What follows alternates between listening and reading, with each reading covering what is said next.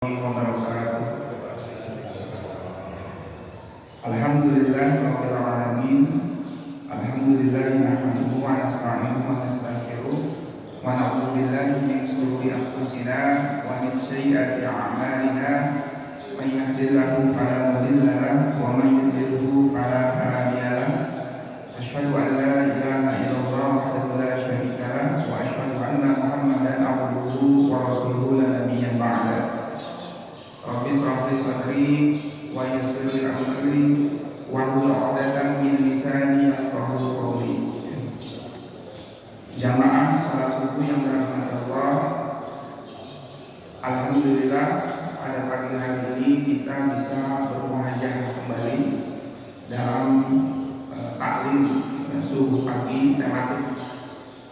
Sama-sama tentunya marilah senantiasa kita mengajarkan bersyukur kepada Allah Subhanahu wa taala yang senantiasa memberikan kita nikmat iman, nikmat Islam, nikmat usia dan juga nikmat kesempatan, sehingga pada pagi hari ini kita masih diberikan kesempatan untuk menghadiri majelis taklim ba'da subuh. Semoga hadirnya kita di majelis ini, rangkaian ibadah yang kita lakukan mulai dari sholat subuh hingga taklim pada pagi hari ini menjadi salah satu catatan amal kebaikan kita pada pagi hari ini, yang insya Allah menjadi bekal terbaik di yaumil akhir. Amin.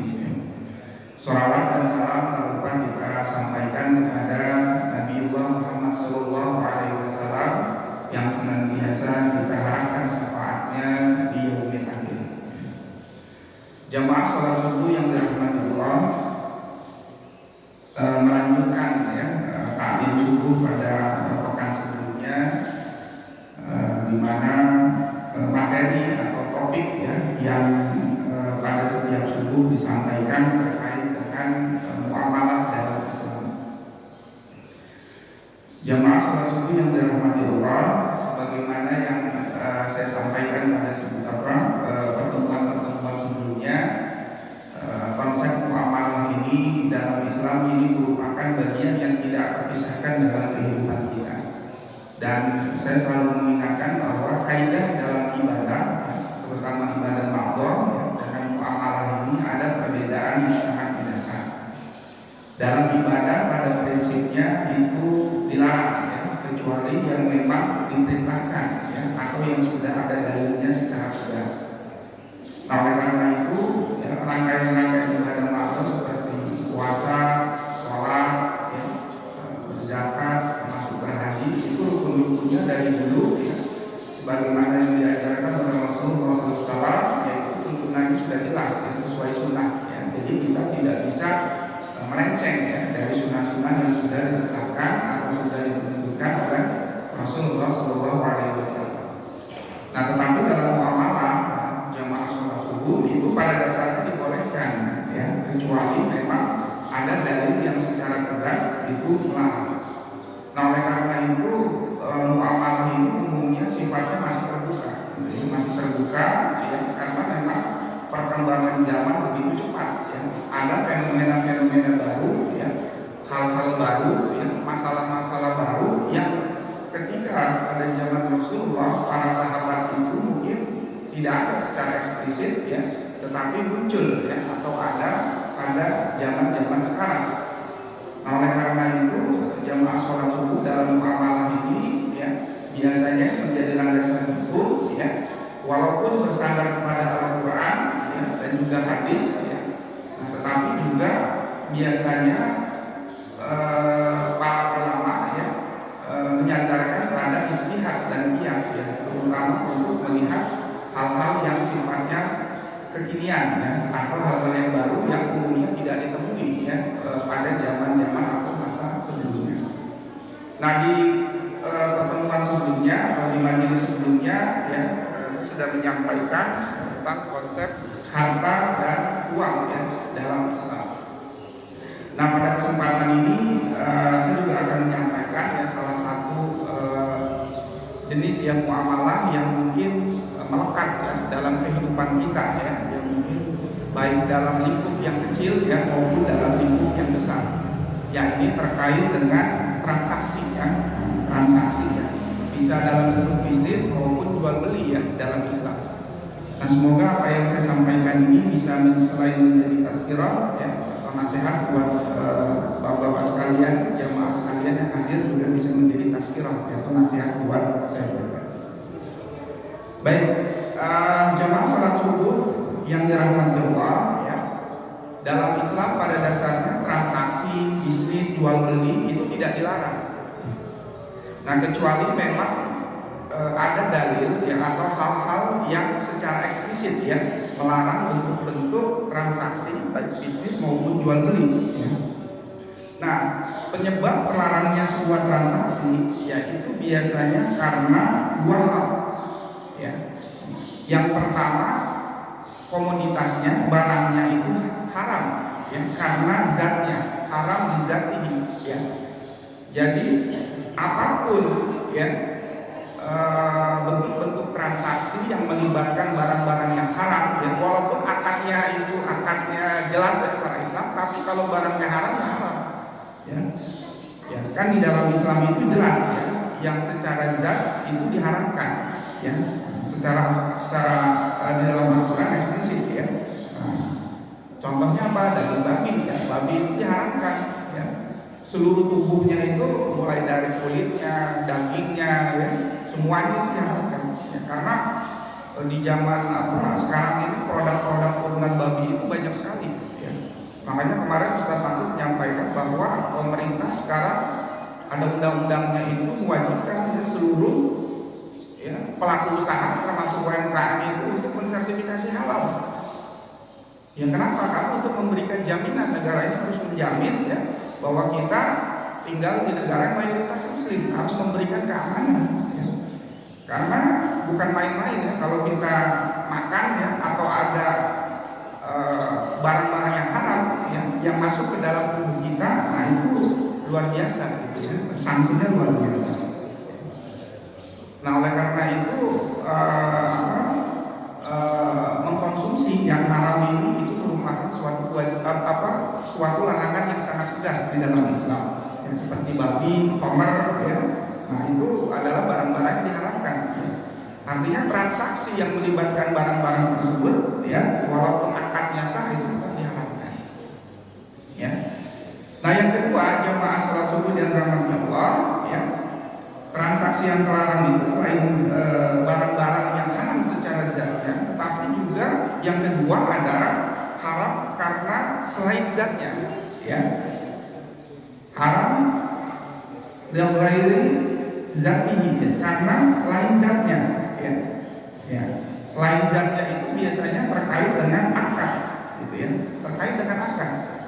Jadi walaupun yang ditransaksikan itu tidak haram ya, atau halal, barang-barang yang diperbolehkan, tetapi kalau akadnya terlarang dalam Islam, nah ini juga menjadi haram gitu ya. Nah ini yang mungkin perlu kita pahami ya secara bersama ya. Karena mungkin transaksi ya, baik dalam bisnis, jual beli dan lain sebagainya ya, ini biasanya merupakan aktivitas yang umumnya kita lakukan baik dalam skala kecil yang sifatnya rutin ya, maupun yang skala besar ya, transaksi besar ya. Mungkin ada bapak ibu sekalian yang melakukan transaksi dalam skala besar. Nah, transaksi terlarang karena haram selain zatnya dalam Islam ini umumnya dibagi dua ya. Yang pertama karena melanggar prinsip antarodin minkum ya, atau prinsip saling ridho ya. Dan yang kedua, transaksi yang melanggar la tazlimu wa la tuzlamu ya, atau tidak menzolimi dan tidak dizolimi. Nah, itu dua prinsip itu. Nah, kita lihat yang pertama ya. Yang pertama itu adalah melanggar prinsip saling ridho ya, saling rela antara pihak-pihak yang terlibat dalam transaksi, atau prinsip antarodin minkum ya. Setiap transaksi dalam Islam ini harus didasarkan pada prinsip kerelaan antara kedua belah pihak.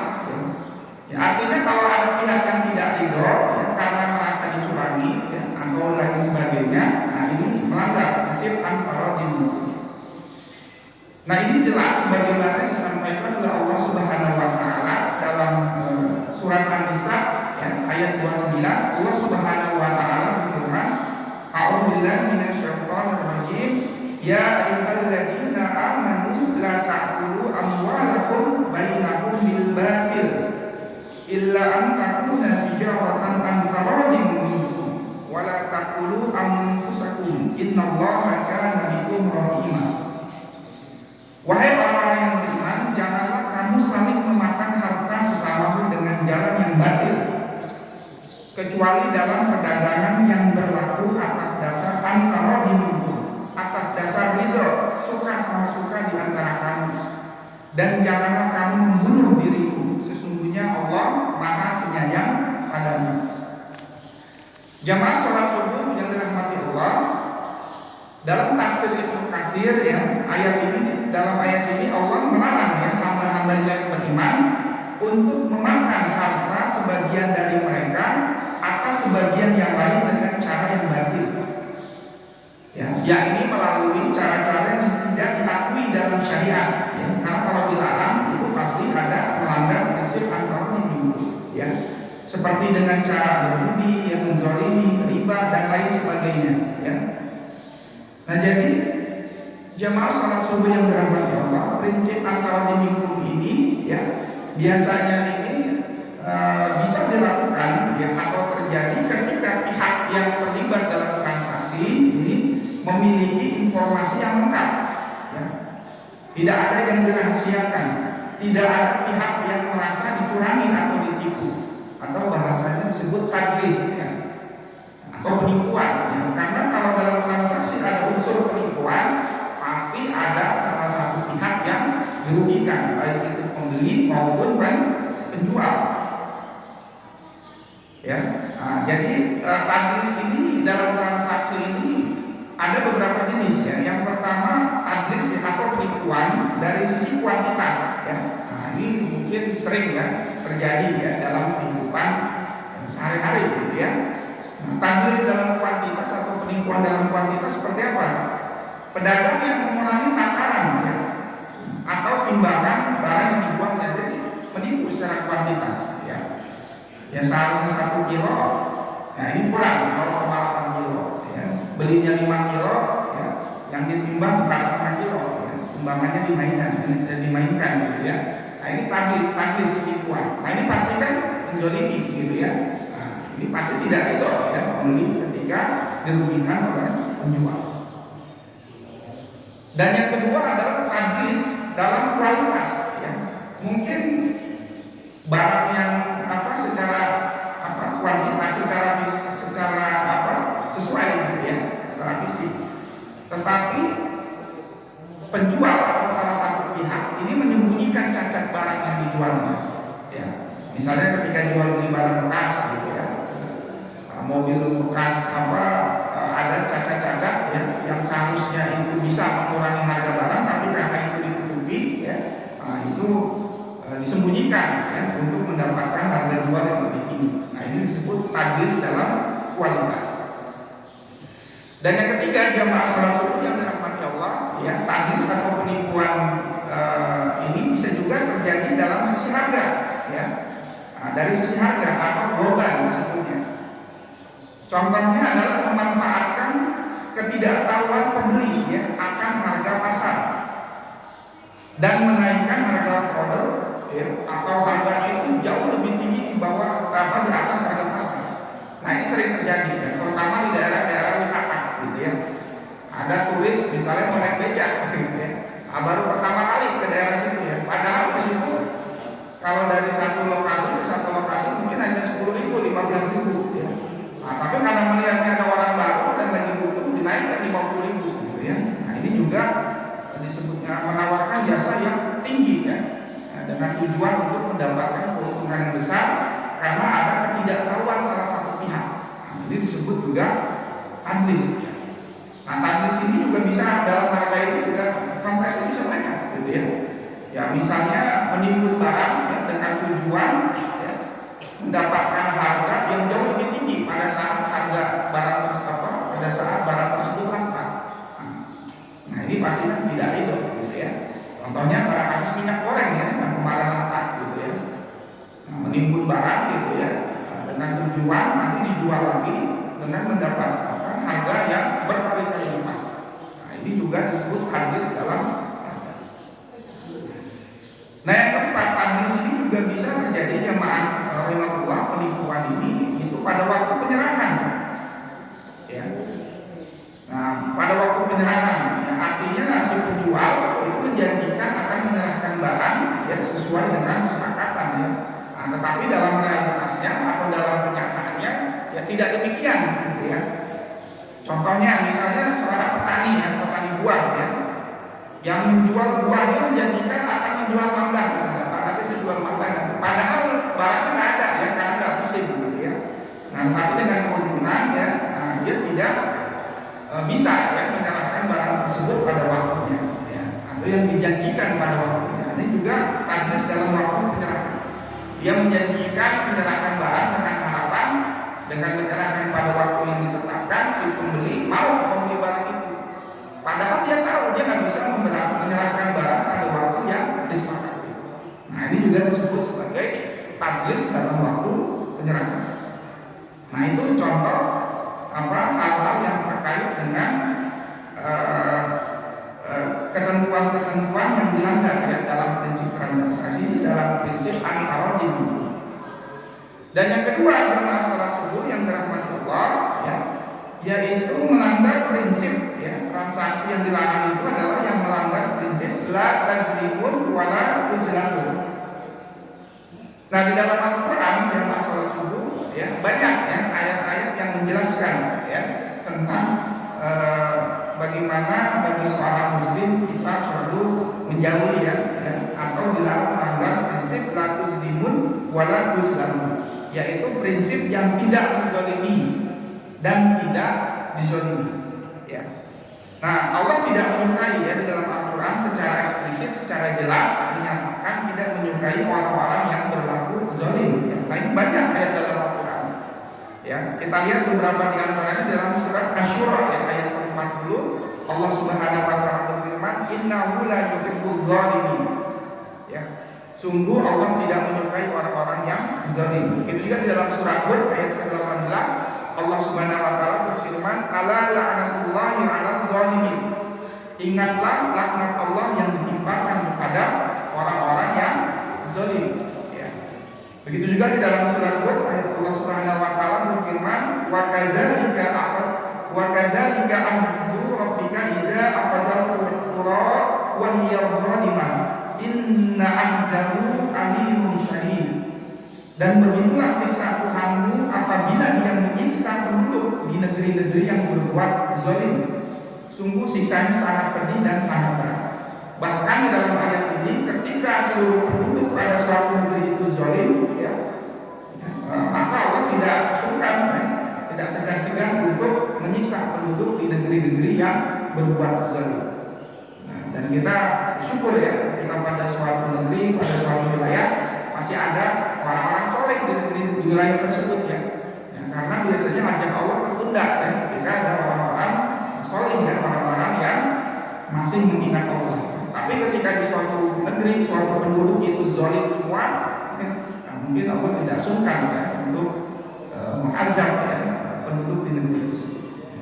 Nah, baik, nah jamaah sholat subuh yang dirahmati Allah ya, transaksi yang melanggar prinsip tidak menzalimi dan tidak dizalimi itu ada beberapa hal ya, ada beberapa jenis ya.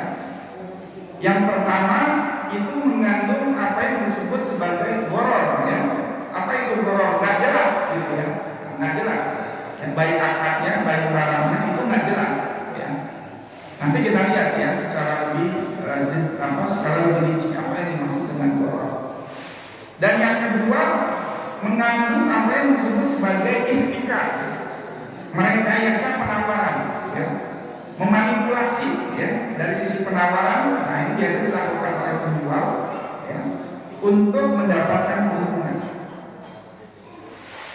Dan yang ketiga adalah yang disebut sebagai bayi najasi ya. Dari kalau ihtikar itu adalah merekayasa, memanipulasi penawaran. Nah, kalau bayi najasi ini memanipulasi permintaan permintaan. Nah, nanti kita lihat seperti apa. Kemudian transaksi yang melanggar prinsip la tazlimu wa la tuzlamu adalah riba ya. Nanti kita lihat riba, mungkin kita sudah paham ya, sudah sering mendengar ya tentang konsep riba ini. Kemudian adalah maisir dan riswah. Nah, ini adalah transaksi yang benar. Ya artinya setiap transaksi ya asalkan tidak melanggar dua prinsip ini antara dimingkun dan la tuzlimu wa la tuzlamu, ya silakan lakukan ya.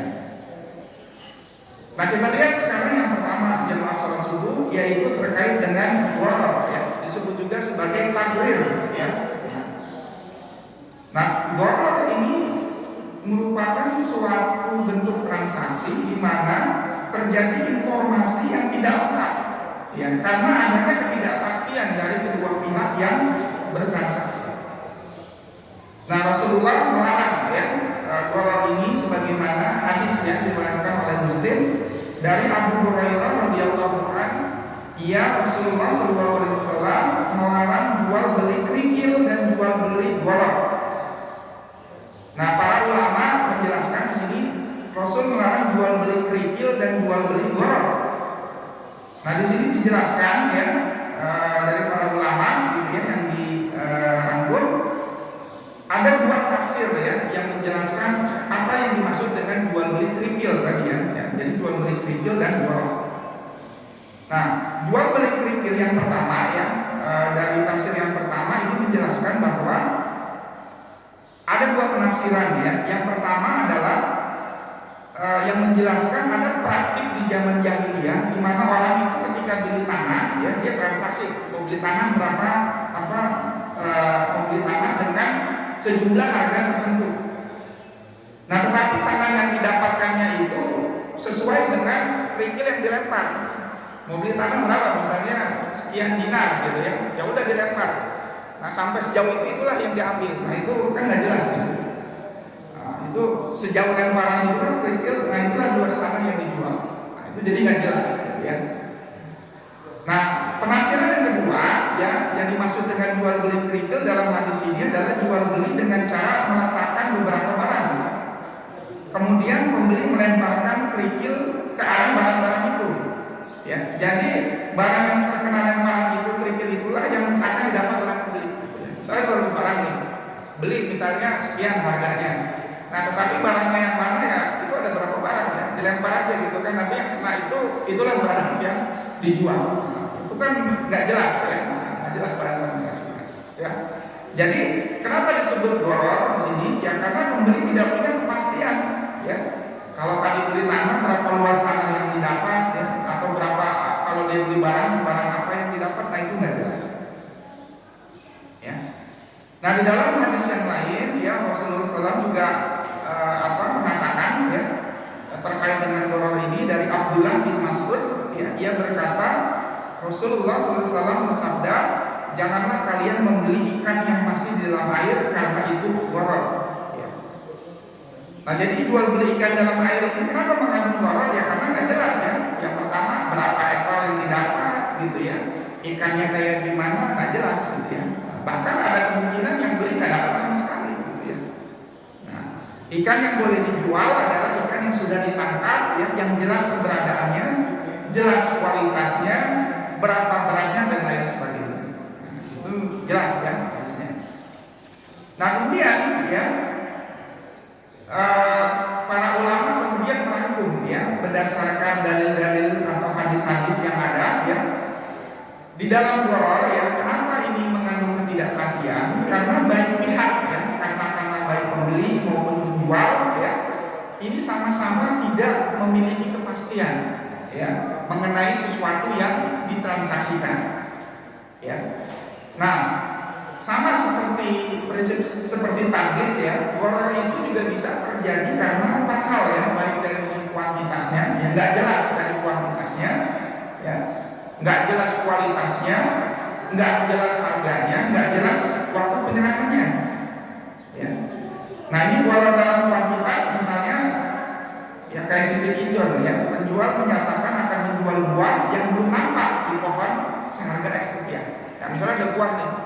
ya ada pohonnya belum panen ya, mungkin masih biji-bijinya aja kan, nah, tapi udah ditransaksikan ya, udah nih harga sepohon berapa, padahal buahnya belum jelas ya, ya karena nggak jelas kan, bahkan buahnya berapa banyak ya, bisa aja kan busuk semua gitu ya. Nah ini kan itu gharar dalam kuantitas, jadi berapa buah yang didapat itu nggak jelas, gharar dalam kuantitas. Yang kedua adalah gharar dalam kualitas ya, misalnya seorang peternak menjual anak sapi yang masih dalam kandungan induknya gitu ya. Nah itu sapi udah ditransaksikan, padahal sapi itu belum brojol ya, belum keluar ya dari kandungan ya. Kenapa nggak jelas ya, kita nggak tahu nanti apakah anak sapinya hidup atau enggak ya, cacat atau enggak gitu ya, atau kondisinya gimana kan nggak jelas ya, karena masih dalam kandungan. Nggak bisa melihat secara detail nanti bagaimana kondisi si anak sapi tadi. Nah itu contoh gharar dalam kualitas. Nah gharar juga bisa terjadi dari sisi harga. Nah ini juga mungkin sering ya. Nah ini biasanya nggak jelas dari sisi harga. Nah ini biasanya dari sisi pembiayaan. Ya pembiayaan dari lembaga keuangan misalnya. Nah jadi misalkan ada barang yang ditransaksikan. Ya, jadi gharar dalam harga ini adalah barang itu dijual dengan harga yang berbeda. Nah itu termasuk gharar. Ya. Misalnya kalau barang ini dibayar dalam jangka waktu setahun, ya, nah itu marginnya 20% buat penjual. Tapi kalau dibeli dalam jangka waktu 2 tahun itu marginnya 40%. Nah jadi ada satu barang dijual dengan beberapa harga berbeda. Nah itu disebut juga gharar. Ya. Ya, karena nggak jelas kan barang ini mau ditransaksikan dalam berapa lama. Dan yang keempat adalah gharar dalam waktu penyerahan. Ya. Nah, misalnya seseorang menjual barang yang hilang, ya. Misalnya saya punya motor hilang gitu ya. Nah saya jual ke tetangga, misalnya jual ya, jual ke Pak Heru misalnya, jual motor gitu ya. Tapi motor saya hilang, dicuri orang ya. Sudah ditransaksikan ya. Misalnya saya sepakat harga 5 juta, nah, tapi motor itu masih hilang ya statusnya, dicolong orang misalnya.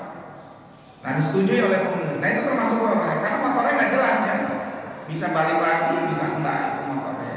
Padahal itu sudah setuju. Nah ini juga gharar dalam waktu penyerahan karena nggak pasti kan, karena motornya masih dalam keadaan hilang ya, belum di tangan gitu ya. Nah itu juga gharar dalam waktu penyerahan, nggak jelas. Nah itu yang terkait yang pertama ya, yang melanggar prinsip la tazlimu wa la tuzlamu. Dan yang kedua ya, yang melanggar prinsip la tazlimu wa la tuzlamu adalah ihtikar atau rekayasa ya dalam penawaran. Ya.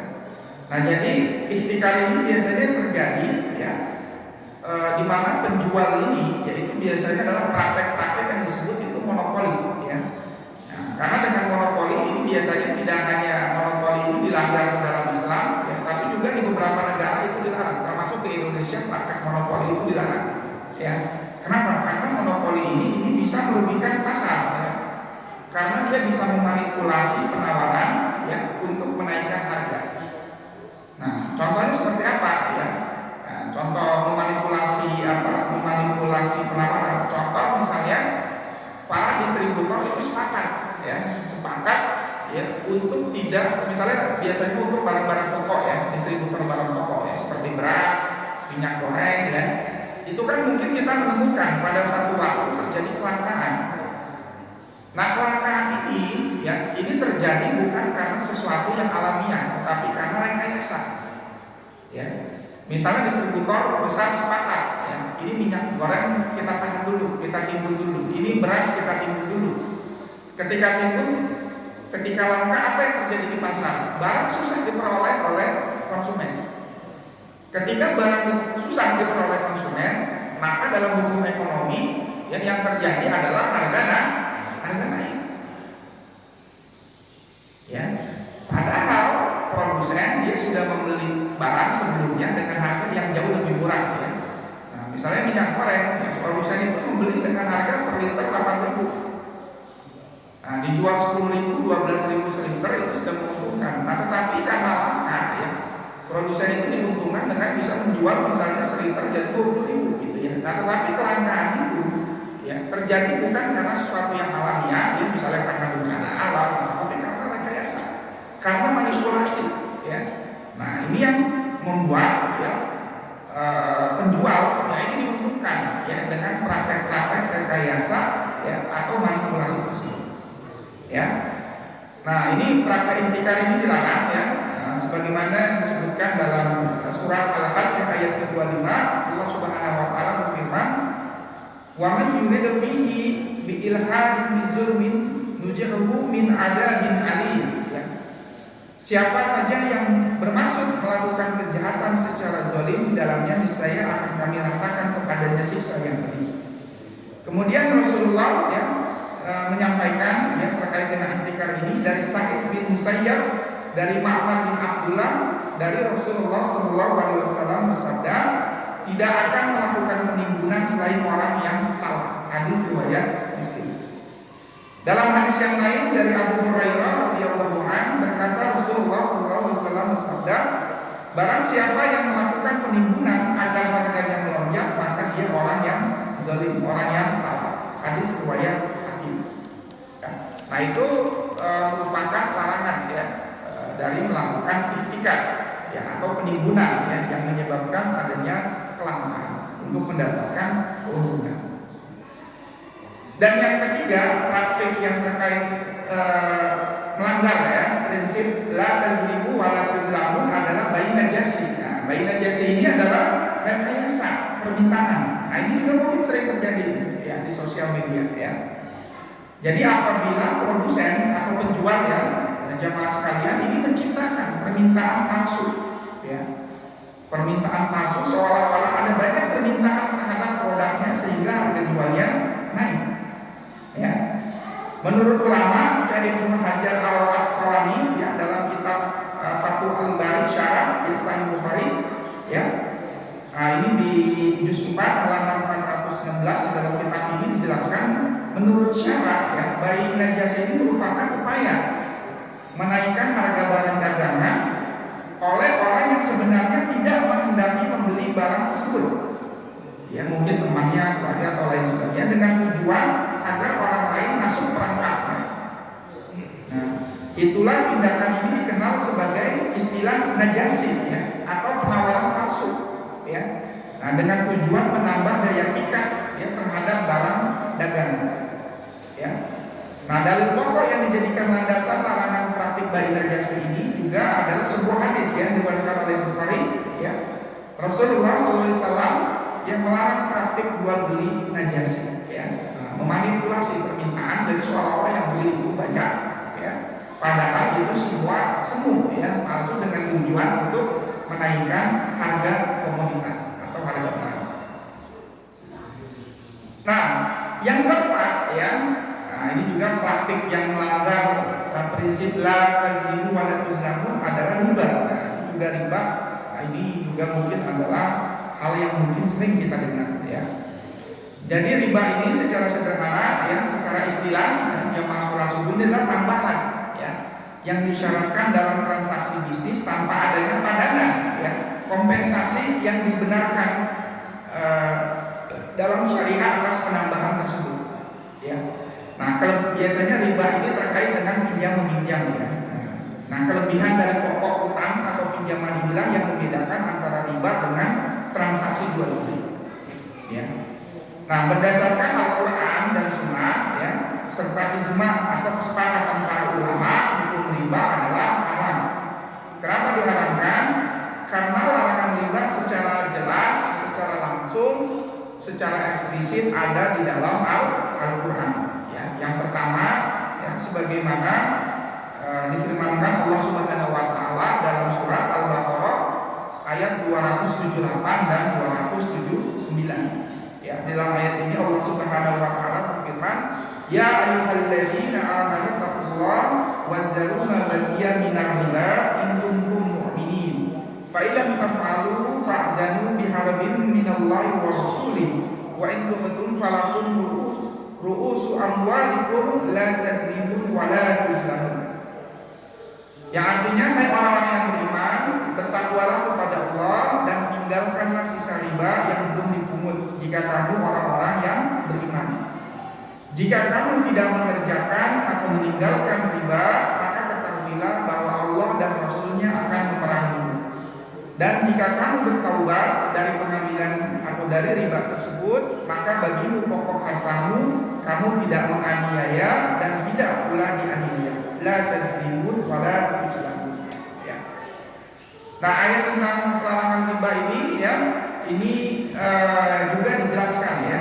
Jadi dalam ayat Al-Baqarah 278 dan 279 ini jelas ya bahwa dosa riba salah satunya adalah mendapat ancaman peperangan dari Allah dan Rasul-Nya. Nah, begitu juga di dalam Al-Baqarah ya, ayat 275 ya, mungkin ini agak panjang, saya bacakan isinya saja ya. Allah Subhanahu wa taala berfirman, orang-orang yang makan atau mengambil riba tidak dapat berdiri melainkan seperti berdirinya orang-orang yang memasukkan syaitan lantaran tekanan penyakit gila.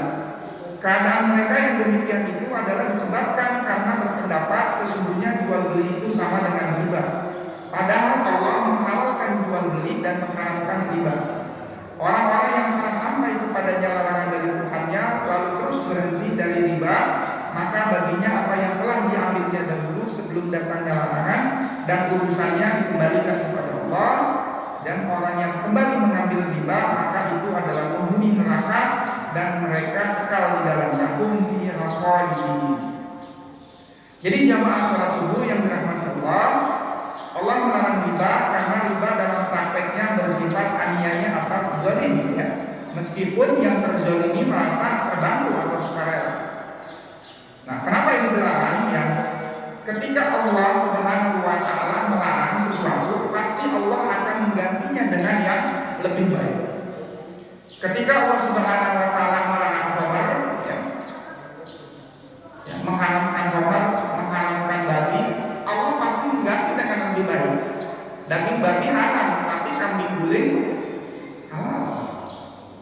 Sate marangi, daging sapi halal. Ya. Karena manusia sering melampaui batas ya, karena lebih memilih yang haram padahal yang halal jauh lebih banyak dan jauh lebih baik. Ya. Khamr dilarang ya, tapi Allah mengganti yang lebih baik. Banyak minuman herbal, jangan amat. Ya. Bir peletok, itu halal ya, karena itu minuman herbal. Jamu halal. Banyak minuman-minuman yang baik buat tubuh ya. Tapi manusia kadang melampaui batas. Ya. Begitu juga dengan riba. Allah mengharamkan riba, mengganti yang lebih baik apa jual beli. Karena jual beli itu juga bisa menguntungkan, ya. Menguntungkan jual beli. Jadi kalau kita punya harta kita mau bertambah, ya kita putar begitu ya. Kita usahakan atau minimal ya nabung ya di bank-bank atau di lembaga-lembaga keuangan yang memanfaatkan dana kita itu untuk diinvestasikan atau untuk dibuat untuk modal-modal yang sifatnya untuk bisa menambah ya pokok dari harta kita. Ya. Nah, tetapi ya ini dilarang dengan menggunakan cara-cara yang terkait dengan riba. Ya. Nah, di dalam surat Al-Baqarah ayat 276 Allah Subhanahu wa taala juga berfirman ya, yang Allahu riba wa yuridus shadaqah wallahu la yuhibbu kulla kafarin asim ya. Nah, Allah juga ketika mengharamkan riba juga menyuburkan sedekah ya. Di dalam Al-Baqarah 276 Allah Subhanahu wa taala memusnahkan riba dan menyuburkan sedekah. Dan Allah tidak menyukai setiap orang yang tetap dalam kekafiran dan selalu berbuat dosa ya. Nah, jadi ketika Allah melarang riba ya Allah karena banyak ya dalam Islam transaksi-transaksi jenis produk-produk ya, produk-produk syariah, produk-produk Islam itu yang bisa menggantikan riba dan itu bisa memberikan keuntungan yang jauh lebih besar. Ya. Nah, jemaah sholat subuh yang dirahmati Allah ya, nah ini sedikit saya sampaikan juga ya, riba itu jenisnya banyak. Ya, ada beberapa jenis ya yang mungkin perlu kita pahami supaya kita bisa meminimalisir ya praktek-praktek yang terkait dengan riba. Yang pertama itu adalah riba qard ya, riba qard ya. Ini adalah riba fard, ini adalah manfaat yang disyaratkan terhadap yang berhutang atau muktarid, ya. Maksudnya meminjamkan sesuatu dengan syarat ada keuntungan atau tambahan bagi yang meminjam, ya. Contoh misalnya si A, ya, meminjam uang, ya, katakanlah sebesar 250.000 kepada si B, ya. Nah, tetapi si B ini mengharuskan mensyaratkan kepada si A mengembalikan hutangnya kepada B sebesar 300.000, ya, tanpa adanya padanan yang jelas, ya. Nah, tambahan dari 250.000 ke 300.000 ini itu sebesar 50.000, ya. Nah, itu berarti disebut sebagai riba fard, ya. Nah, ini adalah tambahan, ya, tambahan dari pinjaman, riba fard, ya. Nah, yang kedua disebut juga sebagai riba jahiliyah, ya. Nah, riba jahiliyah ini itu adalah utang yang dibayar melebihi dari pokok pinjaman karena si peminjam tidak mampu mengembalikan dana pinjaman pada waktu yang telah ditetapkan. Contoh, ya, si A, dia meminjam uang sebesar 5 juta kepada si B. Nah, kesepakatannya si A harus mengembalikan uang 5 juta dalam waktu 1 bulan, ya. Nah, kalau 1 bulan dikembalikan selesai. Nah, tetapi, ya, karena si A tidak bisa mengembalikan uang dalam waktu 1 bulan tadi, ya, sebesar 5 juta kepada si B, ya, kemudian, ya, si B, ya, mensyaratkan bahwa si A itu harus melipat gandakan, ya, uang pinjamannya, misalnya dari 5 juta, ya, jadi 7 juta, ya.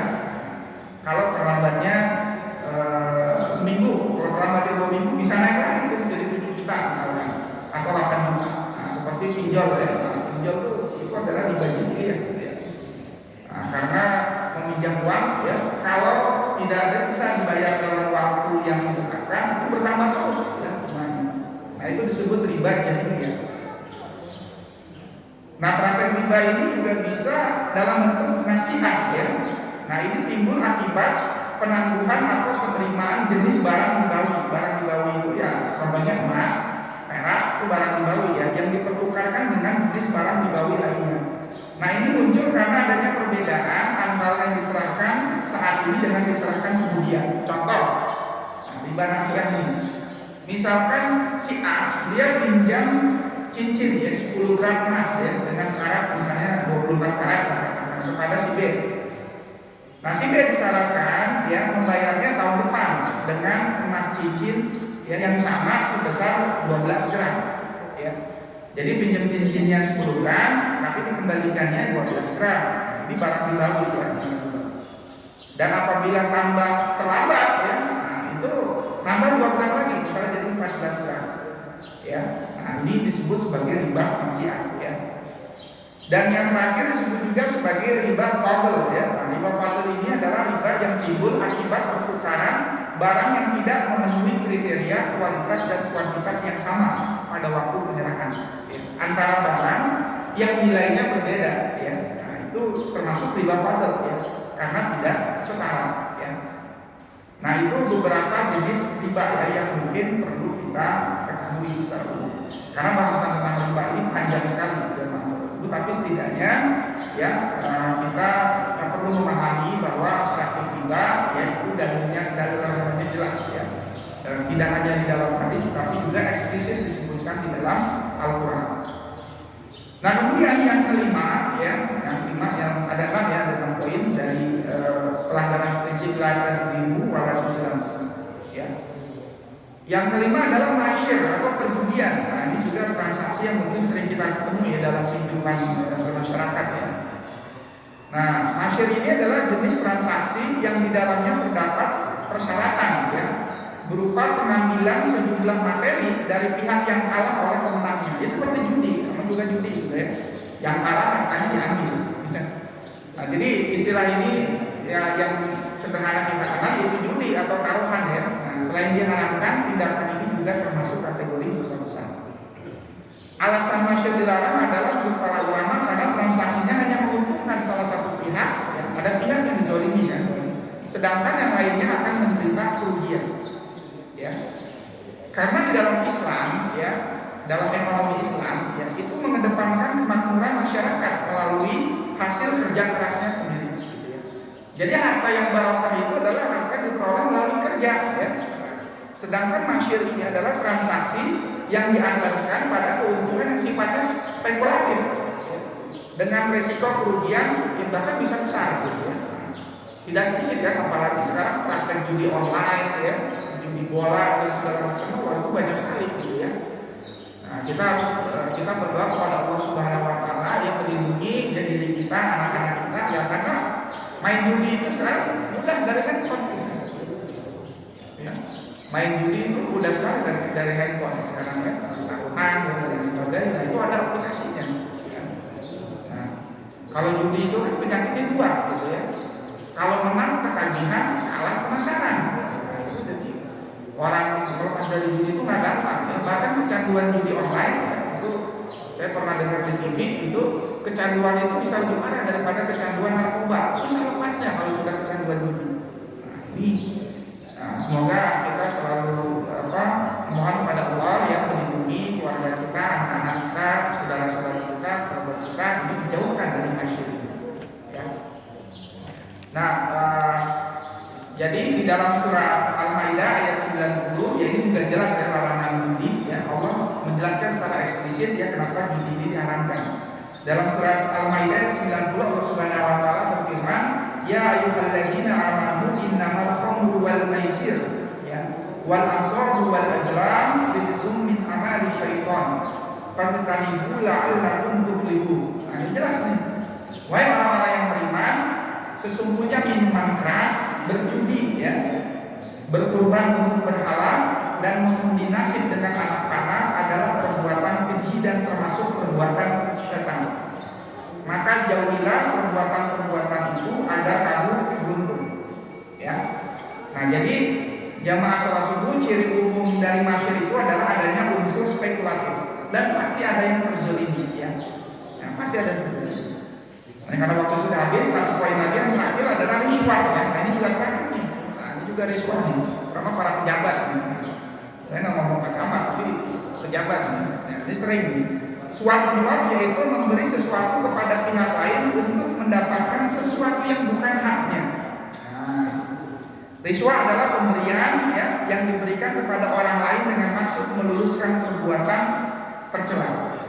Yang memberi disebut rashi, penerimanya murtashi, sedangkan sebutan untuk penghubungnya rohisi. Jadi ada riswah itu ada yang memberi, ada yang menerima, ada penghubung. Ya.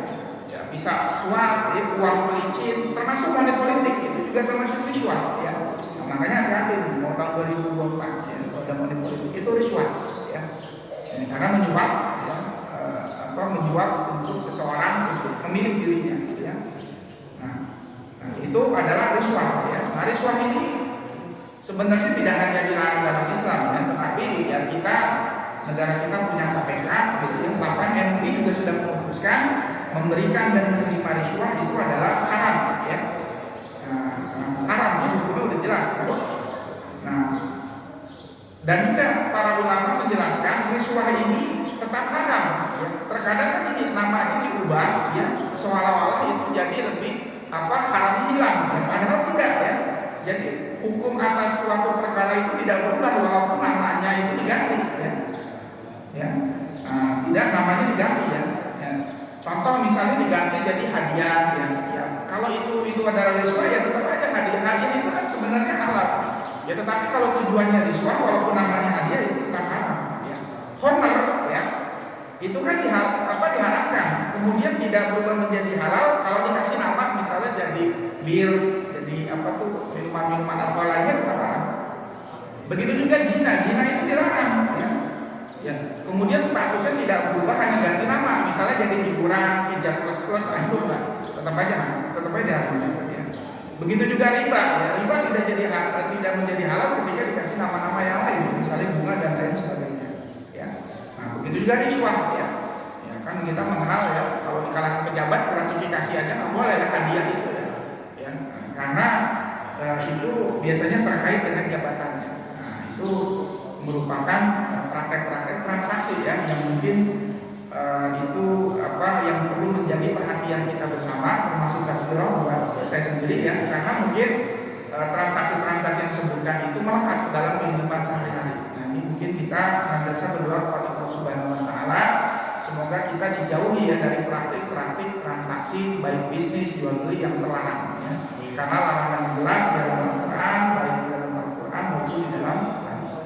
Itu saja mungkin jamaah sholat subuh yang